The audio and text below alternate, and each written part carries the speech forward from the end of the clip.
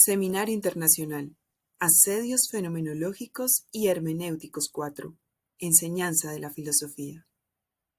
Bueno, muchísimas gracias a la invitación y bueno, la coordinación de este evento. Para mí es un placer siempre participar pues con ustedes y esperemos pues que podamos compartir esta tarde eh, en especial pues con mi participación. Em, Bien, voy a compartir un texto. em, que en realidad forma parte de una investigación mucho más amplia, pensada especialmente pues por la situación de la universidad en Centroamérica, que sé que en este texto no se evidencia tanto porque apenas es el texto inicial, pero bueno, justamente esta preocupación por la universidad, por la situación de la universidad centroamericana, pues me lleva a justamente a preguntarme por la universidad en un sentido mucho más amplio. E inevitablemente esto pues me dirige hacia la constitución o la conformación de la universidad moderna. Entonces, el texto que les voy a presentar todavía está inacabado y pertenece a una trilogía, digamos, que espero terminar en algún momento próximo, y quizá el próximo año. Y bueno, que si todo sale bien, pues se enlazará también con un proyecto mucho más amplio, ¿verdad? Que en este momento se está gestando en Colombia desde la Universidad Pedagógica Nacional y que, bueno, está liderado por la profesora Esther Juliana Vargas y el profesor Maximiliano Prada. Entonces, bueno, voy a proyectarles el texto porque eh, lo que haré a continuación es leer esto que les traigo. Mi presentación se titula Dos bosquejos de formación en el trazo de la universidad moderna. La universidad moderna se desarrolló en una situación particular post-Revolución Francesa, donde dos ideas particulares se convirtieron en prototipos de formación. La Universidad Napoleónica y la Universidad Humboldtiana fueron una respuesta a las circunstancias políticas y sociales de sus países, que a la vez, en el caso alemán, se asentaba en una fuerte discusión filosófica. Este tema ha sido desarrollado por análisis de rigor como el presentado por Ringer, Anderson, Horlacher. Sin embargo, cada vez que nos enfrentamos al desafío de definir la formación y al preguntarnos por su vínculo con la universidad, es necesario recordar el contexto en el que esta institución surgió como proyecto de la modernidad y hacia dónde condujo con cada trazo que pretendía plasmar lo pedagógico.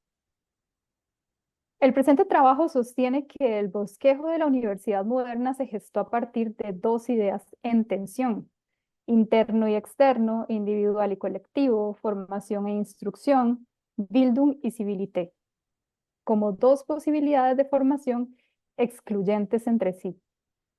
Para abordar este problema, en los dos primeros apartados se revisa el contexto que terminó caracterizando a una y otra tradición universitaria. En el tercer apartado se revisarán los sentidos de la comprensión dual desde la cual se comprenderá pues la una y la otra. Civilité y Universidad Napoleónica. Para comprender el modelo de universidad napoleónica o imperial, es importante recordar su trayectoria. Desde su origen medieval en el siglo XIII, las universidades funcionaron como corporaciones de profesores y estudiantes, bajo la protección directa del Papa, protección que les brindó tanto garantías judiciales que los resguardaban de intervenciones arbitrarias del poder civil, el rey o los obispos, como el permiso de elegir a sus propios representantes. A partir del siglo XVI comenzó la proliferación de los colegios, al tiempo que las universidades perdían autonomía y ganaban mayor intervención real. 2 siglos después, la institución fue debilitada, primero porque los ideales ilustrados no encontraron cabida en una institución que consideraron ligada a la Iglesia. Segundo, porque la Revolución Francesa rompió con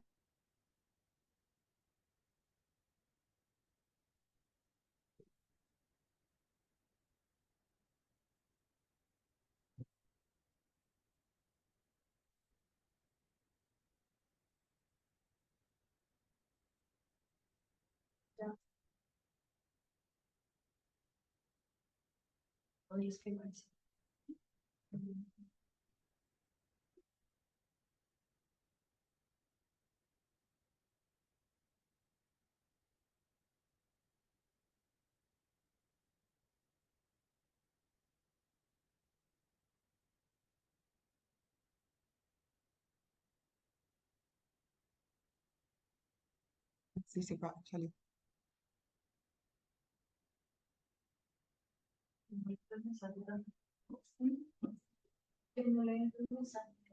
Pero sí salió. Parece que no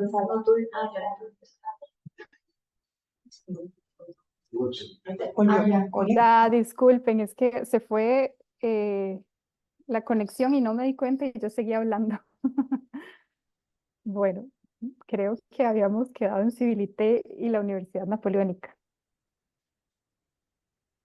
Para comprender el modelo de universidad napoleónica o imperial, es importante recordar su trayectoria.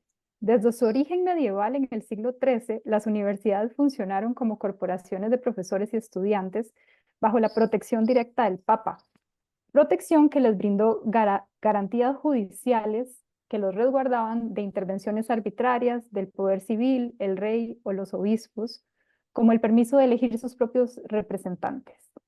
A partir del siglo XVI comenzó la proliferación de los colegios, al tiempo que las universidades perdían autonomía y ganaban mayor intervención real. 2 siglos después, la institución fue debilitada primero porque los ideales ilustrados no encontraron cabida en una institución que consideraron ligada a la Iglesia. Segundo, porque la Revolución Francesa rompió con la institución y culminó aboliéndola en 1793. Para entonces se consideraba que las universidades representaban una estructura corporativa que había sido legitimada por el antiguo régimen monárquico, amparado todavía en un marco medieval. En 1802 comenzó la reorganización de la educación que conduciría a la creación de la Universidad Imperial, que se caracterizó por agrupar la educación secundaria y superior bajo un monopolio estatal, que administraba y dirigía todo el sistema escolar. Esta, de un lado, se sustentaba en el control de la enseñanza, al tiempo que se organizó en facultades desvinculadas las unas con las otras. La Universidad Napoleónica se propuso eliminar el tradicionalismo escolástico, al tiempo que toda enseñanza inútil. En razón de ello, la reforma de la estructura de la universidad debía ejercerse jerarquizando las materias según su utilidad.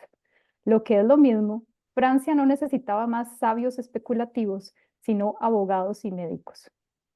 Cuando por la ley definitiva de 1808 se fundó la nueva universidad, las escuelas de medicina y derecho volvieron a ser llamadas facultades, junto con la de artes, ciencias y teología. Sin embargo, cada una funcionó por aparte sin una conexión efectiva entre ellas. Mientras tanto, una reforma paralela se impulsó en la educación secundaria, con la finalidad de abonar el camino para formar civiles y militares, desde un diseño secular supervisado.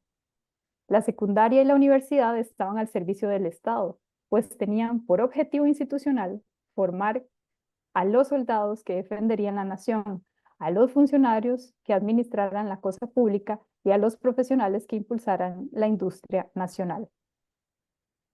La investigación y la libertad de enseñanza no fueron el centro diferenciador de esta universidad. La Universidad Napoleónica se centró en la capacitación profesional y otorgó prioridad a la práctica en lugar de la investigación. Esto fue consecuencia también de la diferencia entre las facultades científicas y literarias. Napoleón privilegió la ciencia porque cuando le fuera necesario podía ponerla al servicio del Estado. En especial la medicina podía acoplarse a los fines militares. Mientras tanto, los profesionales del derecho le ayudarían a gobernar el imperio con la creación de códigos franceses.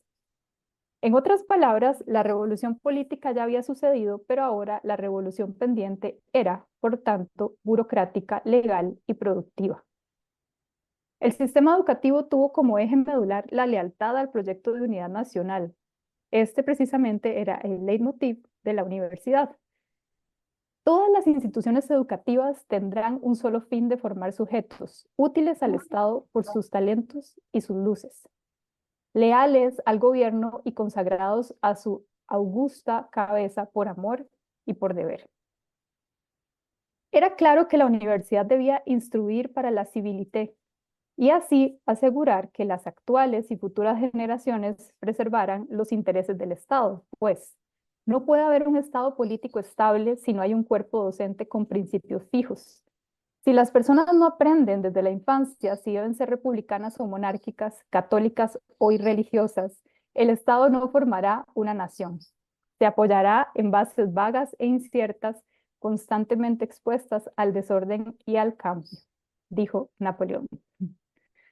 La universidad debía estar entregada al interés general, el bien común y la nación. Esto a ojos de algunos intérpretes parecía socavar el espíritu de libertad. Con el monopolio educativo, el aparato universitario era una máquina, una fábrica de diplomas que sofocaba la individualidad y la originalidad entronizaba la mediocridad. Esto pues es una interpretación de Anderson, que ha estudiado las universidades en el siglo XIX, perdón. Bildung y la Universidad Humboldtiana. La voz Bildung protagoniza en la actualidad debates pedagógicos a la vez que es núcleo de políticas educativas, pero además no es un término exclusivo de discursos especializados. Se emplea en el habla cotidiana alemana para referirse a los temas concernientes a la escuela. Subrayar el contexto de uso no resulta un asunto menor si se toma en cuenta que el concepto, por ejemplo, dentro de su idioma de origen, carece de un significado unívoco y se emplea regularmente para defender propósitos disímiles. La empresa se dificulta todavía más en el intento interpretativo en otras lenguas. De un lado, en el castellano, en ocasiones se le traduce como educación o cultura. De otro, en el inglés, por ejemplo, Viesta opta por el uso formación, ¿verdad? Formation, para aludir al cultivo interior, mientras que Rorty se inclina por edification, edificación, cuando recuerda el uso empleado por Gadamer. Una vez más, la Bildung pareciera dirigirnos hacia un significado que todavía no puede estar contenido o excede los términos hermanables tanto en el castellano como en el inglés. En la modernidad, la Bildung conformó el núcleo de debate filosófico acerca de lo educativo. Su inclusión en el ámbito se le atribuye a Herbart, pero es Wilhelm von Humboldt quien la institucionaliza en la universidad en el siglo XIX. La atracción por el concepto se comprueba porque ha sido teóricamente abordada en el idealismo y el neohumanismo alemán e incluso alcanza a llegar a la contemporaneidad hasta la hermenéutica gadameriana y la Escuela de Frankfurt. Al igual que sucede con el término antiguo paideia y el medieval humanitas, Bildung no encuentra aún una equivalencia en el castellano. Sin embargo, como vemos, existen varios caminos de ingreso al estudio de la Bildung. Uno de ellos, su connotación mística. Otro, el talante filosófico que sirve de fondo para su comprensión, especialmente en la discusión Fichte-Humboldt, pero que bien podría rastrearse en todo el idealismo alemán. Aún queda una tercera vía, el suelo social de la universidad, en el cual lo académico pasa a ejercerse como fuerza política. Sin esta última aproximación, no podría comprenderse la insistencia en que la Bildung es la respuesta alemana al modelo francés de universidad napoleónica. Si se repara en la composición, Bildung puede encontrarse al menos tres maneras de aproximarse al contenido de la Bild, de la imagen. Una vía es la pietista, de finales del siglo XVIII, en el que la imagen proviene de Dios. En el tránsito secular de la modernidad, pasa a ser la imagen de lo que el propio sujeto hace de sí mismo, a la vez que se la puede encontrar como la imagen que tiene por modelo la naciente clase social y cultural alemana. Vemos cómo, para los intelectuales como Ringer, esto último delimita la comprensión del concepto. Si prestamos atención a la época en la que se difunde su uso del término Bild o el uso del término Bildung, la nobleza era considerada regresiva desde dos puntos de vista intelectual y moral. Para entonces, el nivel educativo y profesional se convirtió en la plataforma para el ascenso social con el cual contrarrestó a la aristocracia. El título académico reemplazó el título nobiliario. La minoría de élite intelectual fue entonces la encargada de dirigir los asuntos públicos, en lugar de dejarlos a suerte de la nobleza no capacitada. La Bildung es el contenido cultural de una élite de la burocracia que reclama su liderazgo en la conformación del Estado, como defensores de la vida espiritual de la nación. La universidad fue la institución encargada del proceso de profesionalización, de titulación, en alguna medida para ensanchar los puestos burocráticos y del conocimiento especializado, al tiempo que la misma universidad tenía por tarea difundir la idea de cultura general que garantizaba la formación. En razón de ello, una de las funciones del gobierno debía ser garantizar el apoyo financiero a este programa educativo basado en la enseñanza libre, de autoformación, contrario a las pretensiones de objetivos prácticos o útiles de los gobernantes. El proyecto de la Bildung fue, por supuesto, pedagógico, pero sus aspiraciones e incidencias fueron sociales y políticas. Como señala Ringer, el espíritu florece solo en libertad, y sus logros, aunque no se perciben de modo inmediato, son en realidad el torrente sanguíneo de la nación. Solo el aprendizaje puro puede sacar adelante esos valores culturales que justifican la misma existencia del gobierno. Quizá lo que podríamos expresar en términos menos polémicos, lo podríamos expresar en términos menos polémicos, diciendo que el Estado no vive ni enteramente para el gobernante ni para los gobernados, sino para y por los hombres de cultura y su aprendizaje. La formación académica fue la pieza clave para el cultivo espiritual. Con ello apareció la nueva figura que tomó lugar en la escena europea del siglo XVIII.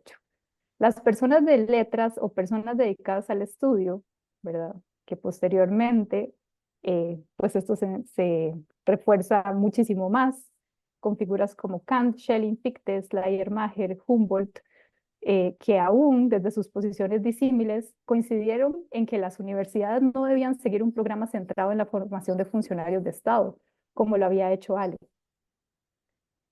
El equilibrio de la nueva idea de universidad vendría cuando la preparación de burócratas se efectuara bajo una formación de cultivo del espíritu y no meramente utilitaria. Es por ello que había que colocar un límite al Estado para que no controlara directamente lo que en estas instituciones se debía enseñar.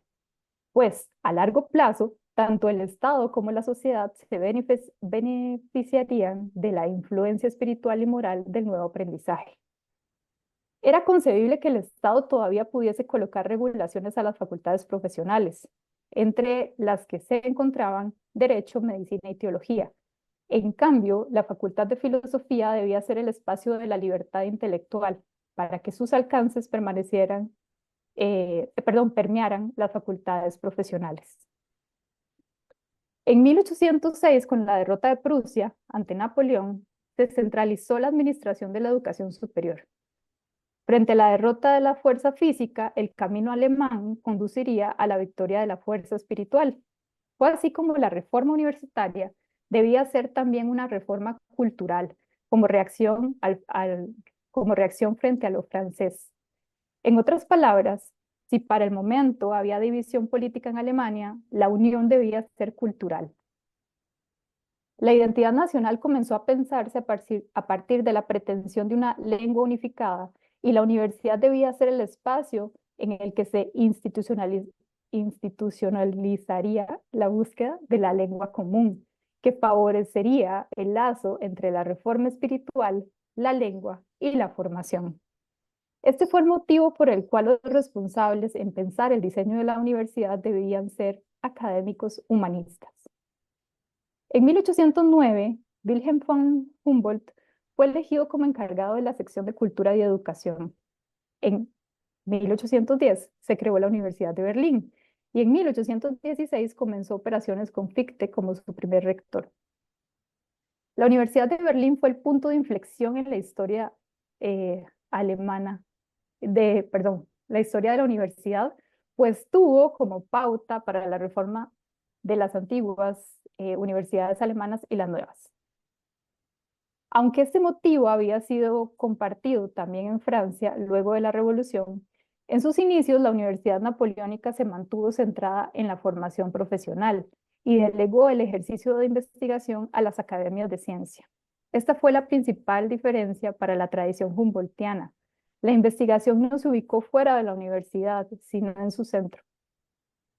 La investigación y la Bildung estaban indisolublemente unidas. Los profesores también deben ser investigadores, porque la Bildung coloca la búsqueda de la verdad y la comprensión, no la formación profesional o la absorción rutinaria de conocimientos en el centro de la educación.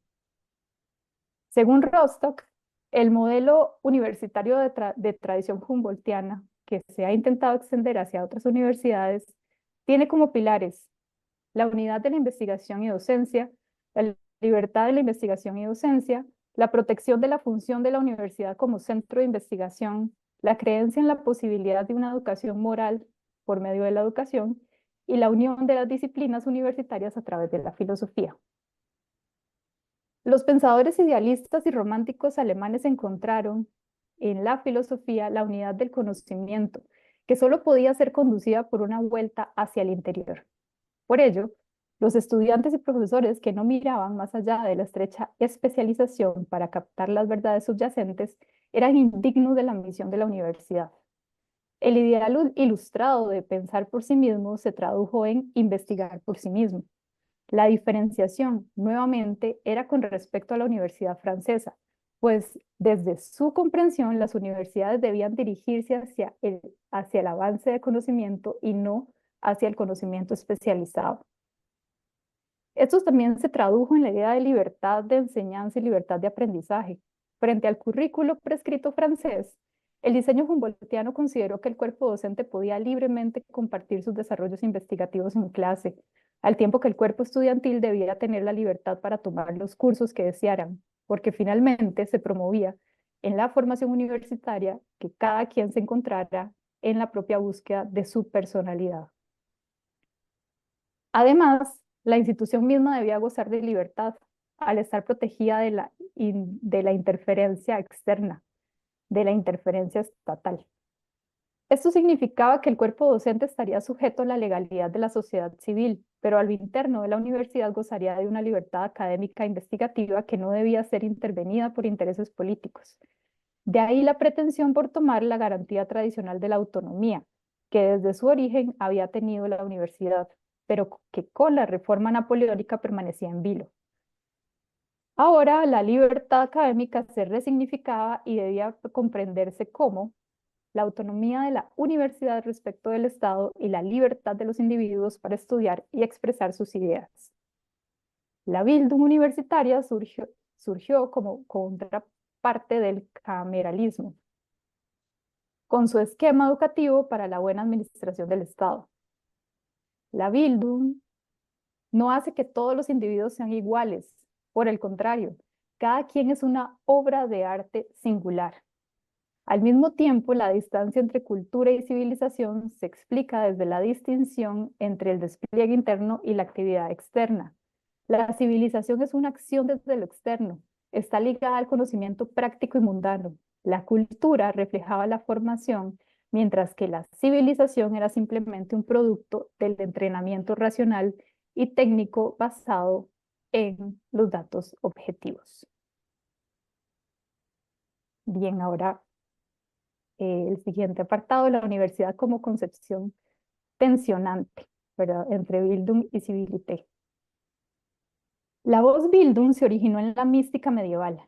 Con ella se entendía que el ser humano lleva en su alma la imagen de Dios, desde la cual ha sido conformado como criatura y está compelido a desarrollar. En esta alusión hay una preponderancia de la forma exterior o imagen externa a la cual se debe alcanzar. El propósito laico pasó por el rechazo de las ideas cristianas de salvación y perfección vinculadas a Dios. No obstante, surge un nuevo matiz místico en la propuesta secular educativa.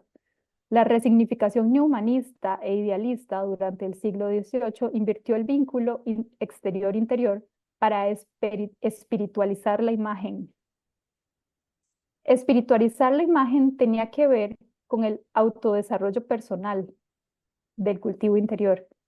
En el caso alemán, la universidad debía tener como eje el estudio de lo clásico, pues este conducía a comprender el etos griego. Su camino filosófico y artístico era la vía para la formación.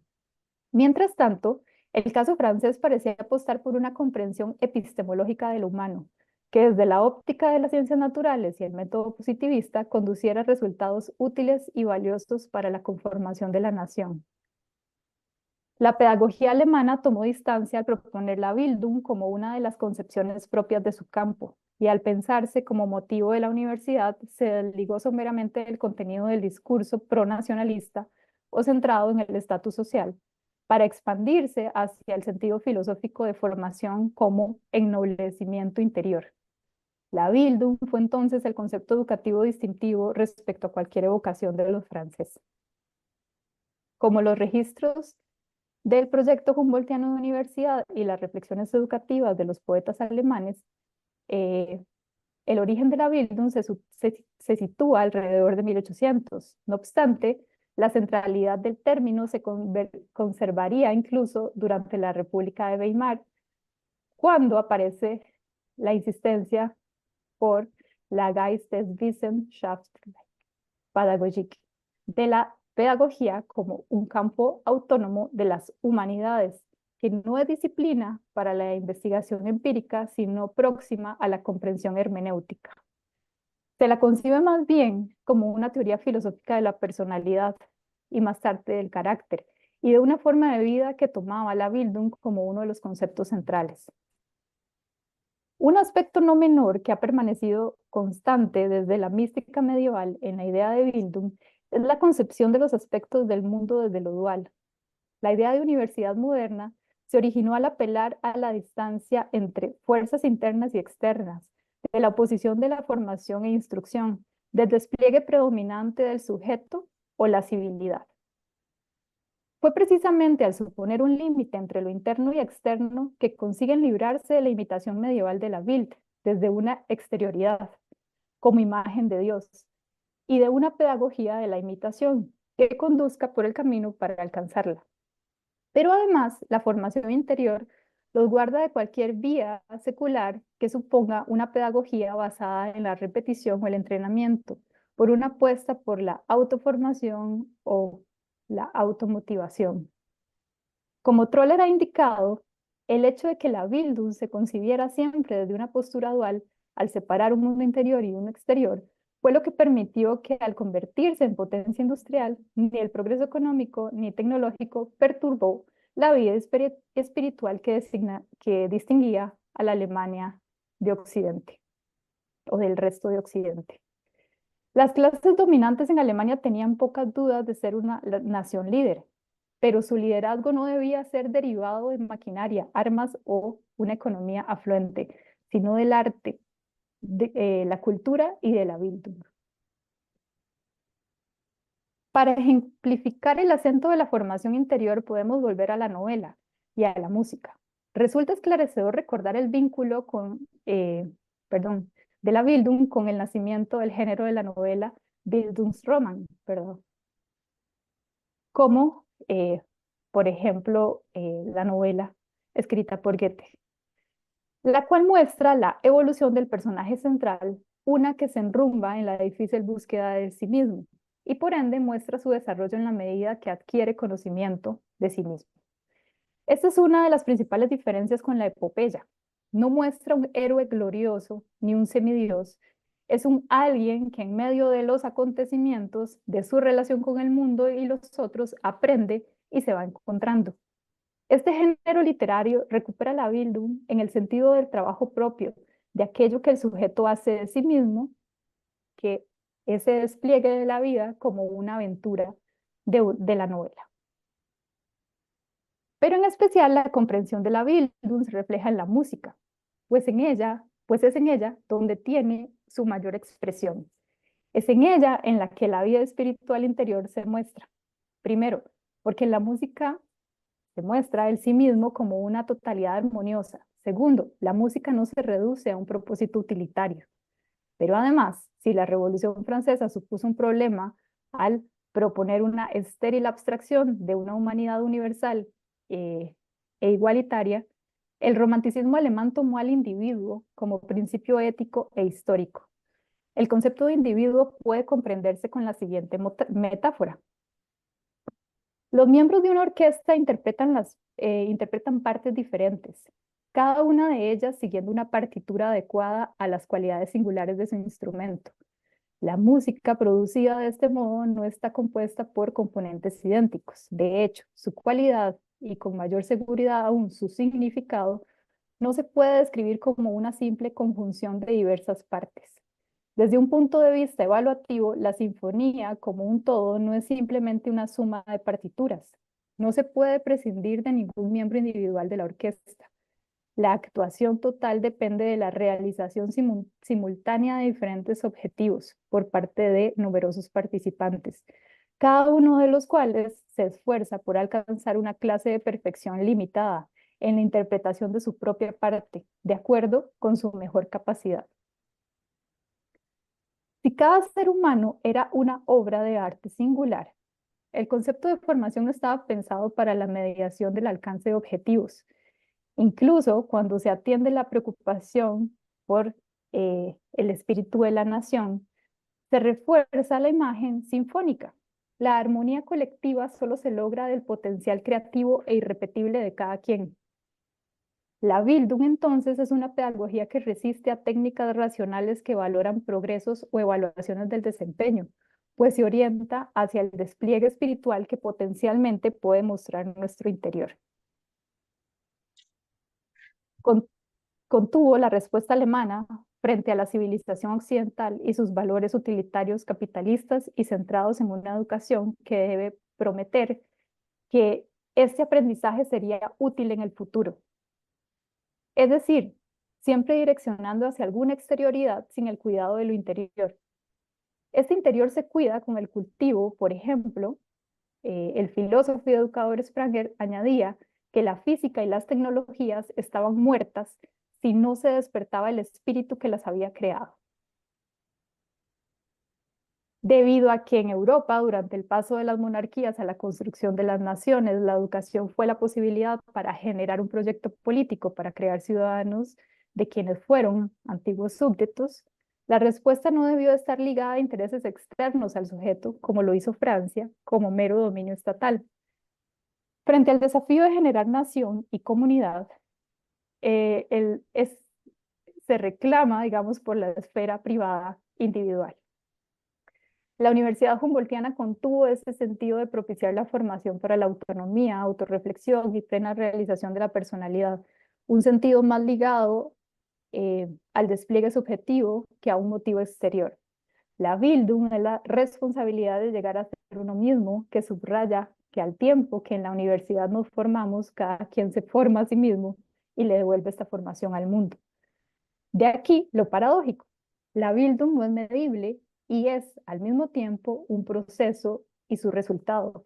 No es aprendizaje ni competencia, sino una transformación interna del alma. Formar para la civilité o para la Bildung conlleva a una disyuntiva que tiene como suelo una preconcepción del mundo dual. En este particular hay que insistir. ¿Cómo esta comprensión dual afecta la idea de universidad? ¿Qué residuo queda de esta tensión? Y bueno, esas conclusiones que son temporales, porque como les indicaba, el texto todavía no ha sido terminado, siguen en realización. Bueno, aquí puse 3 cositas. Ringer había interpretado a los alemanes universitarios como mandarines para mostrar cómo la tradición humboldtiana terminó sin estar tan alejada de la tradición napoleónica. Por supuesto, desde el proyecto neohumanista alemán había una incompatibilidad conceptual con el proyecto imperial, pero la misma evolución de la universidad alemana la condujo a la profesionalización, aunque por supuesto la Bildung continuó siendo su razón de ser. En este mismo sentido, en la evolución de la Universidad Francesa se terminó incorporando la investigación, aunque su motivo principal fue la preparación en especializaciones. Lo que continúa siendo interesante es que cada vez que surge la pregunta por la formación se abre la discusión por la Bildung. Como señala Horlacher, el término contiene una especie de exceso semántico, un exceso de significado. Pero lo cierto del caso es que la Bildung continúa siendo central cuando se piensa la universidad. Si bien en Europa eh, formó parte de los discursos intelectuales académicos del siglo XVIII y XIX, el concepto sobrevivió incluso a los movimientos universitarios de mitad del siglo XX, que se desvincularon de cualquier residuo de tradicionalismo. Y todavía el concepto continúa en circulación luego del Pacto de Bolonia. Y esto sigue siendo interesante, que lo tengamos aún hoy. A la disyuntiva por la formación interna o externa he querido llamar la concepción tensionante, ¿verdad? O que mantiene una tensión, porque esta dualidad es precisamente uno de los asuntos por resolver cuando se piensa la universidad. La Bildung se coloca siempre en el horizonte de comprensión de la universidad, o bien pareciera haber un residuo de su sentido que resurge, si no como inspiración, al menos para la polémica o el debate. Mientras tanto, la necesidad de profesionalización y el control estatal presionan constantemente a las universidades. Y bueno, eso sería lo que comparto el día de hoy. Muchas gracias.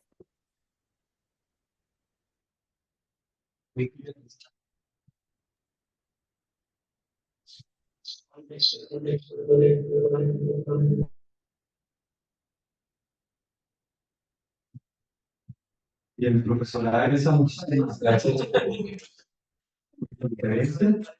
Vamos a ver un pequeño espacio entonces para las preguntas de parte del público, también que son las personas que se encuentran conectadas. Preguntas, inquietudes, ampliaciones. Esther. Muchas gracias, Elsa. Muchas gracias por tu presentación. Eh, hay una cosa con Bildung y la formación de las instituciones educativas en Alemania, y es que, como tú lo dijiste muy precisamente, la Bildung queda reservada prácticamente a, o sea, queda casi que confinada en el sistema educativo que crea Hecker y después desarrolla Humboldt como ministro de Educación, digamos, tiene otro nombre, pero no me acuerdo. Y queda prácticamente reservada a la investigación en la universidad. Y qué pasa con Bildung en el resto del sistema educativo, en el, la Realschule, en la Volksschule, ¿no? Bueno, hay más o menos un poco en el gimnasio, pero digamos, las otras partes del sistema educativo quedan privados de Bildung. Y por el contrario, está una idea muy fuerte, sobre todo en la perspectiva de Haeckel, está la idea fuerte de la instrucción para la producción, ¿no? Humboldt un poco lo matiza más adelante, dice, no, la escuela es para romper con la educación estamentaria, hablando de la escuela particularmente, pero Bildung propiamente queda reducido a un grupo muy, muy chiquito de la población educada, digámoslo así, en el sistema completo, en el sistema educativo completo. No sé cómo lo ves. Gracias. Bien, muchísimas gracias, profesor Juliana. De pronto, otras preguntas para que la profesora Elsa pueda responder en conjunto. Por lo pronto, no, profe Elsa, de manera tal que si puedes dar respuesta y tal vez otras personas se puedan animar a presentar cuestionamientos o preguntas. Sí, gracias, Esther. Eh, sí, precisamente todo el texto de Ringer sobre el ocaso de los mandarines alemanes trata sobre cómo el concepto de formación alemán está ligado exclusivamente a la élite. Y cuando uno se pone a revisarlo ya, pues con mucho detalle, incluso uno puede ver cosas ahí que no son tan felices, ¿verdad? O sea, que no son como, quizá filosóficamente podríamos verlo, digamos, ya la aplicación del concepto en la vida social era completamente de élite al punto que estaba pensada para generar estas barreras. O sea, no fue accidental ni fue casual que se pensara en que la Bildung estaba nada más, digamos, dirigida hacia unos pocos. Por supuesto, esto lo justifican al unir Bildung con investigación y la investigación solamente se hacía en la universidad, entonces, bueno, ahí viene como el círculo que respondería a esto. Pero lo que creo es que al final el modelo francés, por supuesto que fue totalmente impositivo, restrictivo y pues tiene muchísimos vicios que incluso hoy serían contraproducentes para la universidad, aún así también tuvo sus virtudes como la generación de profesionales, etcétera. Pero creo que los alemanes no se escaparon de esta discusión, o sea, la diferenciación que hicieron con el modelo francés la resolvieron excluyendo todas estas instituciones que acabas de mencionar que no participaban de la Bildung. Entonces, finalmente sí sabían que alguien tenía que producir y que alguien tenía que dedicarse pues, a la industria, a la economía, mientras otros, ¿verdad?, se dedicaban a este espíritu libre que justamente eh, dirigiría la nación porque iba a permear estos otros lugares. Entonces, al final no son, a ver, son lejanos desde su concepción, pero al final terminan operando con una similitud muy fuerte. Yo creería que todavía hoy, esto pues por supuesto todavía no lo he investigado lo suficiente, pero todavía hoy cuando ingresamos en discusiones sobre la universidad, esta tensión se mantiene. Y precisamente por eso es que creo que hay que regresar a esto para ver qué hay, porque por supuesto nuestro modelo universitario latinoamericano pues tendrá características muy diferentes, digamos, pues este modelo europeo, pero creo yo que hay una herencia ahí fuerte, sobre todo en la que recibimos esta atención, ¿verdad? Eh, por ejemplo, bueno, no sé, que podría verse justamente hoy cuando el asunto de las universidades pues está en tela de juicio, ¿verdad? Eh, Eso habría que ver cómo se conecta, pero en efecto, pensar el concepto de Bildung, perdón, de formación desde la Bildung está muy bien, pero no hay que perder de vista que tiene sus restricciones porque en efecto fue un concepto elitista, ¿verdad? Entonces, habría que ver si hay otros modos de responder a la pregunta por la formación que no necesariamente sea esta. Muchísimas gracias, profesora Elsa. Tenemos otra pregunta. Elsa, ¿cómo estás? Yo quería, porque yo hice precisamente un texto sobre el concepto de formación en Gardner y la reconstrucción histórica que tú haces del concepto, me gustaría que me pues, comentarte lo siguiente. Esa reconstrucción histórica que haces del concepto de formación parece un poco diferente, aunque Gadamer simplemente al concepto de formación desde la mística medieval, a la reconstrucción que el mismo Gadamer hace de ese concepto de formación, que le da una importancia muy grande a la forma en que Hegel, en la fenomenología del espíritu, entiende el concepto de formación. Y un poco alentado por otras ponencias, por la aceleración que hicieron en la pedagógica, que yo no había leído el tratado de la pedagogía de Kant, me declaré ignorante, me encontré que Kant efectivamente también utiliza el término Bildung, pero que cada vez no se remite tanto a ese concepto de kantiano, sino más bien al concepto hegeliano. Entonces me llama un poco la atención las consideraciones que hace sobre el concepto de formación. Me gustaría que me ampliaras un poco esa reconstrucción histórica que haces acudiendo a Humboldt, por ejemplo, y de pronto la reconstrucción que hace Gadamer, que parece un poco distinta de la que tú estás haciendo. Entonces me gustaría que me explicaras un poco las fuentes y por qué de pronto hay esa como disparidad en la reconstrucción gadameriana y la que haces de la, del concepto de formación pareciera desde otra perspectiva en la historia alemana. Pues. Gracias, Elsa. Gracias, profesora Luz Gloria. Eh, Parecería que es un problema del concepto mismo. Primero porque es sumamente amplio. Eh, el uso del concepto Bildung pues viene ligado al pietismo, pero en algún sentido también se le reconoce la herencia al luteranismo, ¿verdad? Eh, para la época en que se estaba pensando la universidad. Pero además, por eso recalco en que el concepto ha seguido vigente a pesar de todas las reformas universitarias en el mundo, ¿verdad? Bueno, en Europa, por supuesto, pero en el mundo. O sea, parece resurgir siempre. Em, y esto es interesante porque hay autores que incluso plantean que hay 4 momentos de la Bildung, ¿verdad? Hay 4 formas de entender, según los periodos históricos, el concepto. Pero si uno ingresa, sobre todo en el periodo moderno, también hay muchísimas diferencias, ¿verdad? No es lo mismo lo que consideraba Schleiermacher, ¿verdad? Por lo que, o lo que consideraba Fichte, y ahí ya hay unas discusiones particulares muy fuertes.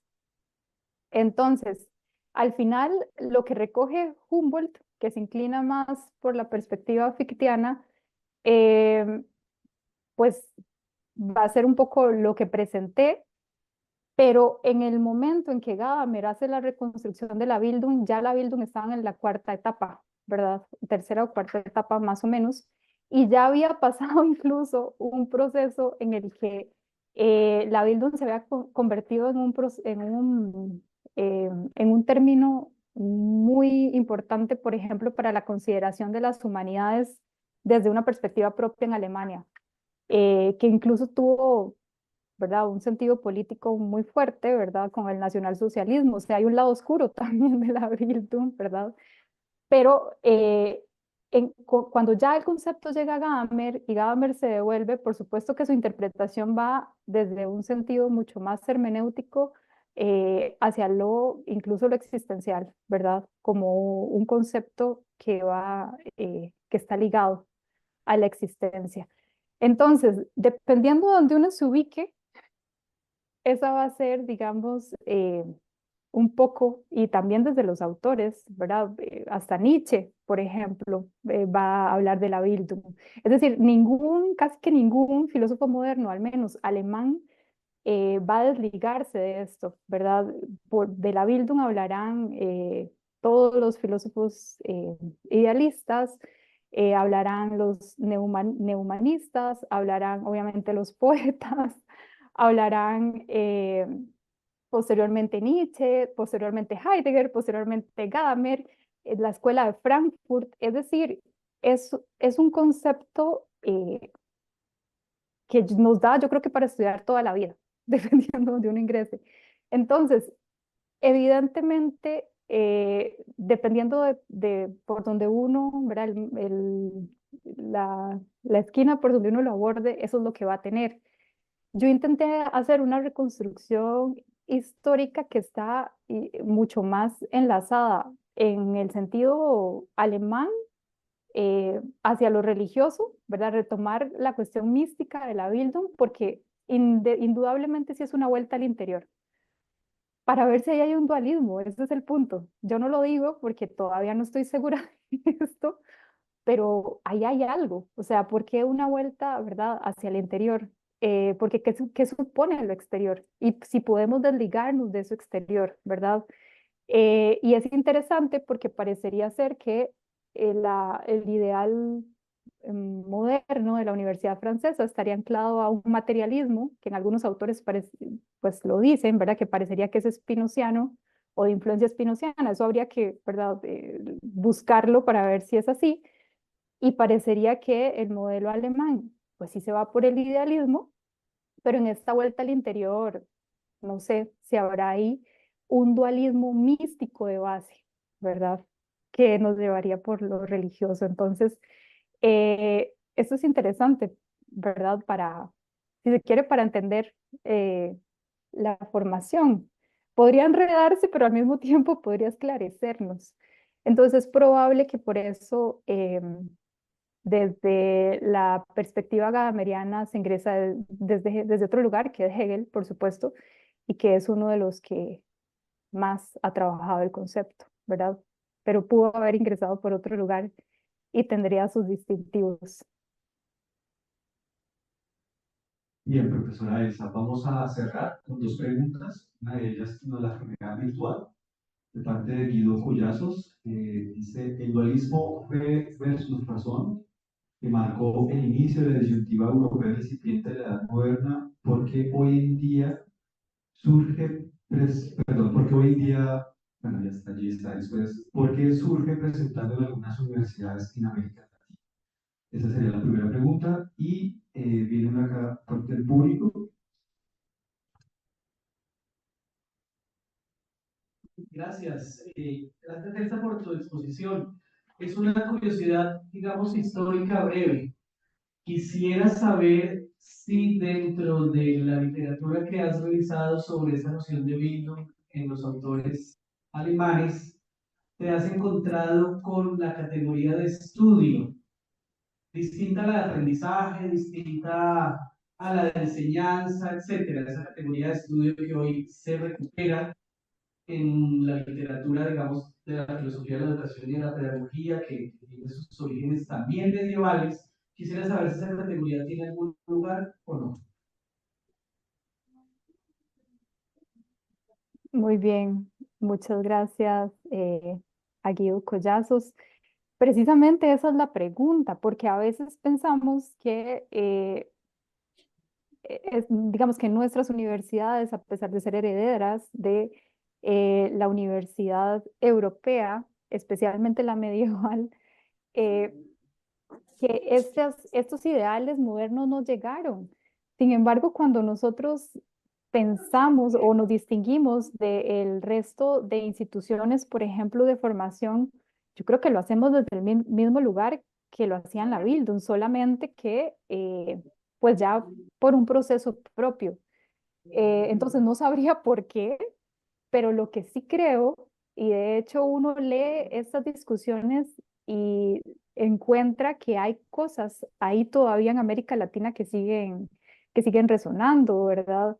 Eh, las universidades con una tarea superior, ¿verdad? Sobre el resto de instituciones educativas, eh, ¿verdad? Las universidades a las que por ejemplo, que no deberían de presentar justificaciones directas, ¿verdad? Sobre un vínculo social, ¿verdad? Más allá de lo que las mismas universidades quieran, eh, digamos que atender, ¿verdad? Todavía hay cosillas ahí y en especial contra la educación técnica, ¿verdad? Yo creo que en efecto ahí hay de base esta herencia, ¿verdad?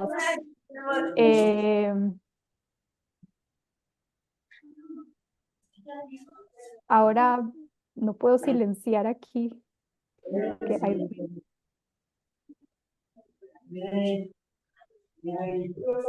Que bueno, no tengo permiso para silenciar a los participantes, pero bueno, hay alguien que tiene el micrófono abierto. Max, esa pregunta está muy buena porque en efecto no. Y precisamente creo que la palabra estudio no está directamente digamos, por el enfoque tan fuerte que hay por la investigación. Y es interesante porque precisamente toda esta idea de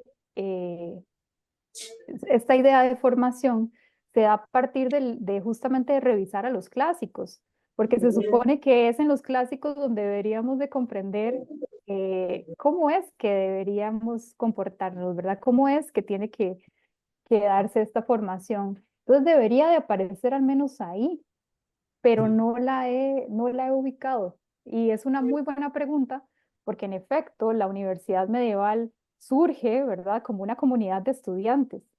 Entonces, quizá por este mismo intento de no sonar de que la universidad moderna no suene como un corporativismo, ¿verdad? Nuevamente, se elimina. Habría que ver, pero es una muy buena pregunta y voy a dedicarme a rastrearla porque no la he visto.